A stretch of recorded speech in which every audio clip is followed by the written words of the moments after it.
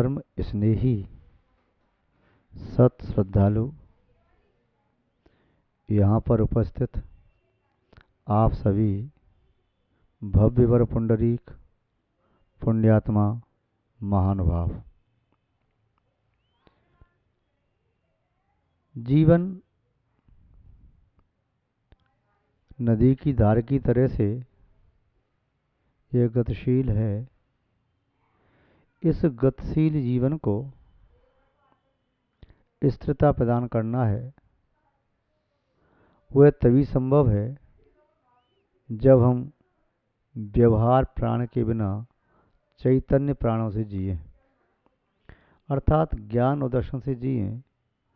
व्यवहार प्राण यानी 5 इंद्रिय, 3 बल, आयुष, श्वास के आधार से न जिए।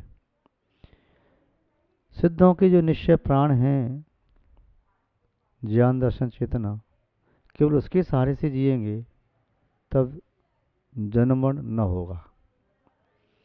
किंतु वह संभव कैसे है? ये गतिशील जीवन स्थिर हो जाएगा उस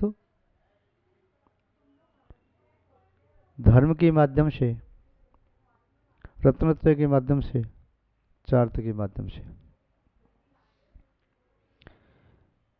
जीवन में पूज्यता की बात जो आती है, वह पूज्यता की बात चारित्र से ही आती है। भारतीय संस्कृति में चारित्र को पूज्य बताया।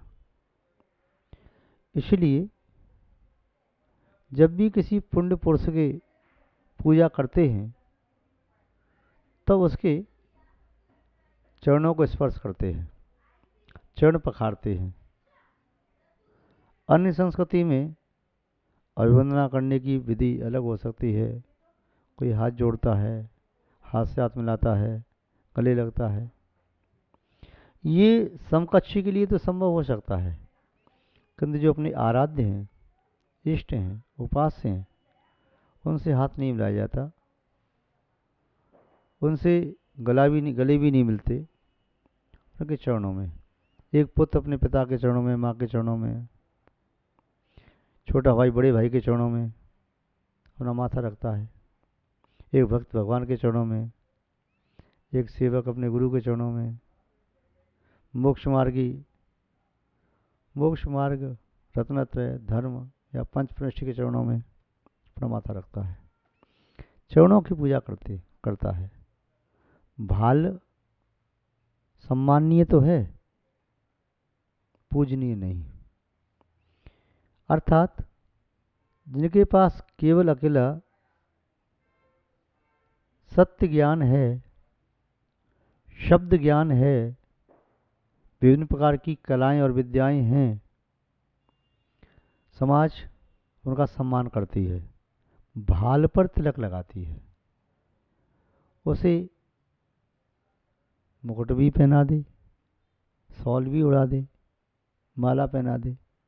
ये सम्मान तो किया जाता है, किंतु पूजा नहीं की जाती। पूजा जब भी की जाती है प्रभु परमात्मा की, गुरु की, संत महात्मा की, उनकी पूजा की जाती है, क्योंकि उनमें पूज्यता है तब पूजा की जाती है। और पूज्यता के मायने क्या पूज्य है? चारित्र पूज्य है। चरणों की पूजा जो होती है आचरण की वजह से होती है। यदि आचरण सही नहीं है तो चरणों की पूजा कौन करेगा? महानुभाव। इसलिए चारित्र उन्हीं के वांचे जाते हैं जो चारित्रवान होते हैं। जो महापुरुष हुए, चारित्रवान हुए, उनके जीवन चरित्र छपते हैं।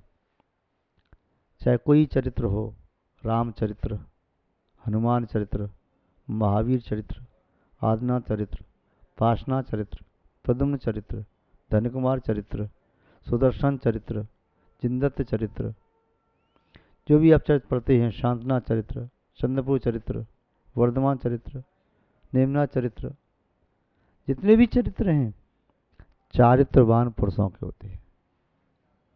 तो महानुभाव, वह चारित्रवान पुरुषों के चरित्र पढ़ने से भी चारित्र की प्राप्ति की प्रेरणा मिलती है।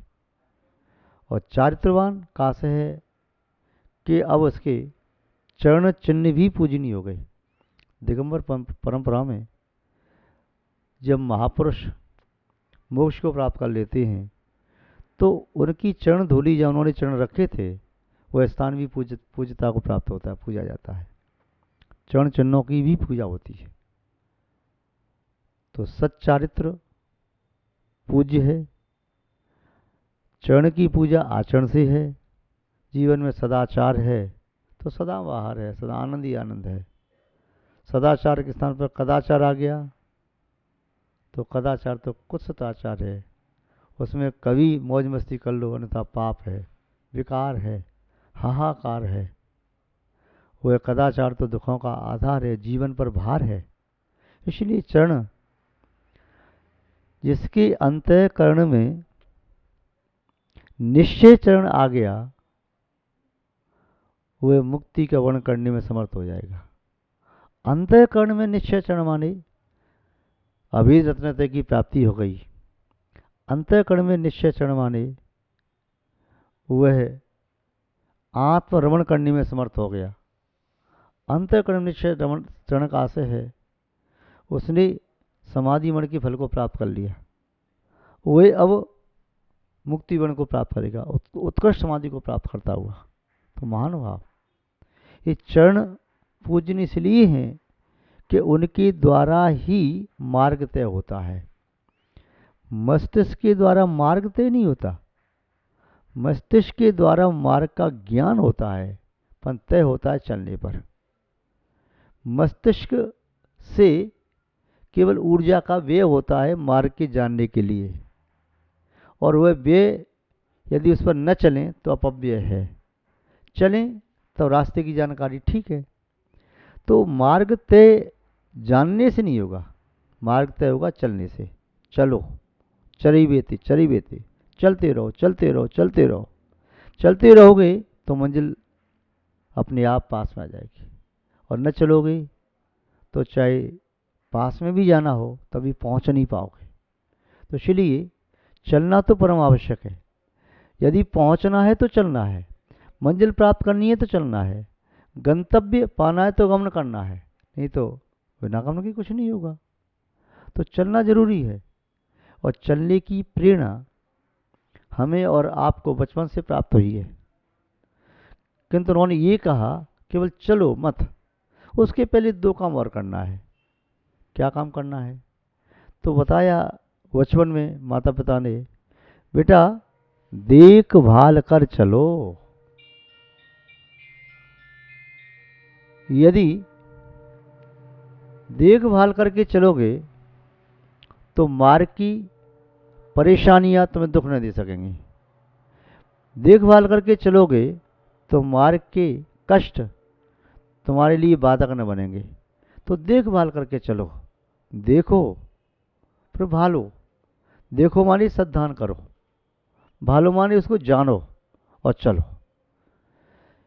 यदि बिना देखे चल रहे हैं तो गिर पड़ेंगे, बिना भाले चल रहे हैं यानी कहाँ जाना है तो कहीं पहुंच गए, गिरेंगे तो नहीं, किंतु मंजिल से दूरी बढ़ भी सकती है। तो देखना भी जरूरी है, भालना भी जरूरी है, फिर चलना भी जरूरी है। यदि देख लिया रास्ता किंतु ये नहीं पूछा रास्ता जा कहाँ रहा है तो कहीं के कहीं पहुंच जाएंगे। तो देखने के उपरांत रास्ता भी देखो, भालो, जानो, फिर चलो। या चलेंगे नहीं तो जहाँ खड़े या बैठे वहीं पर बैठे रहोगे, खड़े रहोगे, पहुंचोगे नहीं।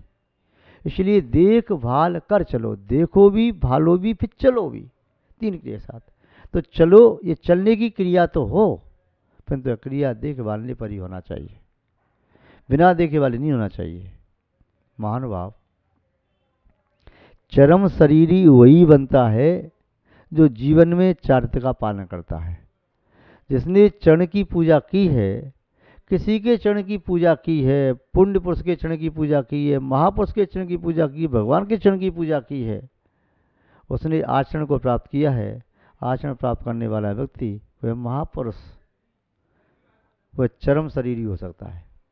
ऐसा नहीं है कि वह चरम शरीरी ऐसी हो जाए, उसके लिए तपस्या करना जरूरी है, चारित्र को स्वीकार करना जरूरी है। और बिना चारित्र के तप कहीं होता नहीं। तप होता है चारित्र के उपरांत। क्यों? तप तो एक मिठास है और चारित्र दूध की तरह से है। तो दूध है तब दूध में मीठा डाल सकते हो। मावा की पेड़ी बनानी है तो दूध होगा तभी तो बना पाओगे। दूध तो नहीं है पर मावा की पेड़ी बना दो, कैसे बना देगा? मीठा तो नहीं है पर मिठाई बना दो, कैसे बनेगी? तो चारित्र होने पर ही तप होता है, बिना चारित्र के तप नहीं होता। चारित्र से रेत का तप वह कार्यकारी नहीं होता, वह अकाम निद्रा का कारण भी बन सकता है। इसलिए चारित्र के साथ ही तप होता है। पहले शोधन होता है, उसके उपरांत ही, फिर बाद में शोधन के उपरांत फिर शत्रुओं को अलग किया जाता है। फिर जो अपने गुण रूपी निधि है वो यदि अशुद्ध है तो उसे शुद्ध किया जाता है। महानुभाव, चारित्र पूज कैसे होता है? किसी राजा ने अपने दरबार में सबसे पूछा कि संसार में कल्याण का मार्ग क्या है? किसी ने कहा कल्याण का मार्ग माता पिता के चरणों की सेवा है। किसी ने कहा कल्याण का मार्ग प्रभु भक्ति है। किसी ने कहा कल्याण का मार्ग तपस्या करना है। किसी ने कहा कल्याण का मार्ग सेवा करना है। किसी ने कहा कल्याण का मार्ग व्रतों को पालन करना है। सबने अलग अलग कहे। पुरोहित से पूछा, पुरोहित जी आप बताएं हमें कल्याण का मार्ग क्या है? पुरोहित जी ने कहा, महाराज कल्याण का मार्ग तो शुद्ध आचरण है। निष्ठा और विवेक पूर्वक किया गया शुद्ध आचरण ही कल्याण का मार्ग है। यदि निष्ठा के बिना किया या बिना विवेक के किया तब भी वह समर्थ नहीं है। दो विशेषण जरूरी हैं। निष्ठा और श्रद्धा के साथ किया गया शुद्ध आचरण ही कल्याण का मार्ग है। राजा ने कहा, निस्संदेह आपने जो उत्तर दिया है मैं उससे बहुत प्रभावित हूँ। आप वास्तव में मेरे लिए पूजनीय हैं, सम्माननीय है, आदरणीय है, श्रद्धेय हैं। पुरोहित जी ने कहा, महाराज यह तो आपका भ्रम है कि आप मुझे कह रही हैं कि मैं आपका पूज्य हूँ, श्रद्धान्य हूँ, मैं अर्चनीय वंदनीय हूँ, आदरणीय हूँ। आप मेरी पूजा नहीं करते। पुरोहित जी आप कैसी बात करते हैं? आप जब भी सभा में आते हैं हम खड़े होकर आपका सम्मान करते हैं, जाते हैं तो हम आपके पीछे भी चलते हैं, कभी आगे नहीं चले, दाएं हाथ पर भी नहीं चलते। आपको ऊंचा आसन देते हैं, हम आपसे नीचे बैठते हैं और हमारे सामने हमसे ऊंचा आसन कोई नहीं बैठता। आप कहते हैं हम आपका सम्मान नहीं करते। हाँ महाराज, आप हमारे ज्ञान का सम्मान करते होंगे या किसका सम्मान करते हैं हम नहीं जानते। राजा ने कहा, नहीं पुरोहित जी ऐसी बात नहीं है। आपके पास विद्या है, बुद्धि है, कला है, ये सब ठीक है, किंतु हम वास्तव में आपका सम्मान करते हैं। महाराज यदि हमारे अंदर गुण न होंगे तो शायद आप सम्मान न कर पाएंगे। पंडित जी आप तो हमारे लिए सदैव सम्मानी रही हैं और सम्मानी रहेंगे, आपका सम्मान करते हैं। राजा में पुरोहित में थोड़ी सी बहस हुई। पुरोहित जी ने कहा, ठीक है महाराज, कभी अवसर आने पर मैं इसका उत्तर दे दूंगा, अभी आज इतना ही ठीक है। और पुरोहित जी कुछ दिनों की छुट्टी लेकर के चले गए। एक दिन राजमहल आए और रानियों से कहने लगे कि आपको को आभूषणों की आवश्यकता थी, तो जो राज दरबार में काम करने वाला जौहरी है, सुनार है, उससे मैं आपके गहने बनवा के ले आऊँगा। आप अपने नमूना के लिए कोई अपने गहने सब दे दो। रानियों ने सबने अपने गहने उतार करके, रतन जड़ते अच्छे अच्छे गहने थे, सब दे दिए। वह लेकर के गहने चलाया, अपने घर में रख लिए। 2-4 दिन नहीं गया। एक दिन गया तो खजाने में से कोषाध्यक्ष था तो वो धन बांध करके पोटली ले आया। जो कोषाध्यक्ष भंडारी था वह भी नहीं टोक पाया। पंडित जी हैं, पुरोहित हैं, क्यों टोकें। फिर 2-4 दिन बाद देखा कि पुरोहित जी तो शराब के अड्डे पर खड़े हैं, उनके हाथ में बोतल है और मुँह से लगा रहे पी रहे हैं। वो तो लोगों को मालूम चला, समाचार राजा के पास आया। अभी तक 1-2 बात नहीं आई, अब आना प्रारंभ हुआ। महाराज हमने पुरोहित जी को स्वयं अपनी आंखों से देखा है शराब के ठेके पर। तभी मालूम चला कि तो रानियों के सब आभूषण ले गया। तब भंडारी कहता है अरे वो तो कोस में से कोस ले गया। अगले दिन देखा कि वे पुरोहित तो ऐसे स्थान पर खड़ा है जहाँ पर गंदे पदार्थों का सेवन किया जाता है, और वहाँ खड़ा होकर के लाल लाल वस्तु कुछ खा रहा था जैसे मांस हो। एक दिन देखा किसी ने कि पुरोहित वहाँ खड़ा था जो वेश्या का स्थान है, और उसके हाथ में कोई सफ़ेद गोल गोल चीज़ थी। ये सब शिकायतें आई तो राजा को बड़े गुस्सा आया, और उन्होंने कहा कि पुरोहित जहाँ कहीं भी मिले उसे बंदी बना करके ले आओ। सैनिक गए, पहले तो डरे, बाद में बंदी बना करके ले आई, दरबार में हाजिर किया। पुरोहित ने कहा महाराज आप मुझसे कुछ पूछें उसके पहले मैं आपसे पूछता हूँ, मैं आपके सामने दरबार में खड़ा हूँ, आप सिंहासन पर बैठे मेरा सम्मान नहीं कर रहे। आप खड़े होइए, मेरा सम्मान करो, मेरे चरणों में प्रणाम करो। राजा ने क्रोध में कहा तुम सम्मान, तुम तो निंद हो गए, तो निंदा करना चाहिए, तुम्हें दंड दिया जाना चाहिए। महाराज आपको क्या हो गया, मैं आपका पुरोहित हूँ, अरे आप मेरा सम्मान करो, मेरी पूजा करो, मैं आपके सामने खड़ा हूँ और आपके सैनिक मुझे बांध करके बंदी बना करके लाए। महाराज आप कुछ कहते नहीं, इन्हें दंड दो, उन्होंने गलत काम किया है। दंड उन्हें नहीं, दंड तुम्हें दिया जाएगा, वे मेरी आज्ञा से गए थे तो बंदी बना करके लाए। महाराज आप कैसी बात कर रहे हैं, मैं बंदी बना लायक नहीं हूँ महाराज, मुझे दंड नहीं देना चाहिए महाराज, मैं तो अच्छा व्यक्ति हूँ। तुम कैसे अच्छे व्यक्ति हो, तुम रानियों के आभूषण ले गए, कोष से धन चुरा के ले गए, फिर तुमने गलत काम करना शुरू कर दिया क्योंकि वह धन तुम्हारे परिश्रम का नहीं था, तुमने उसका अपव्यय करना शुरू किया। इतना ही नहीं, तुम आचरण से तो इतने गिर गए जो तुम कभी अनछना पानी तक नहीं पीते थे, रात में कभी पानी तक नहीं पिया, तुमने कभी अभक्ष पदार्थ का सेवन नहीं किया। आज आपकी प्रवृत्ति ऐसी हो गई कि आप सुनाए शराब पीने लगे, लोगों ने आंखों से देखा है। आज आप मांस खाने लगे, लोगों ने आंखों से देखा है। आज आप और गंदी चीज करने लगे, बेशक जाने लगे।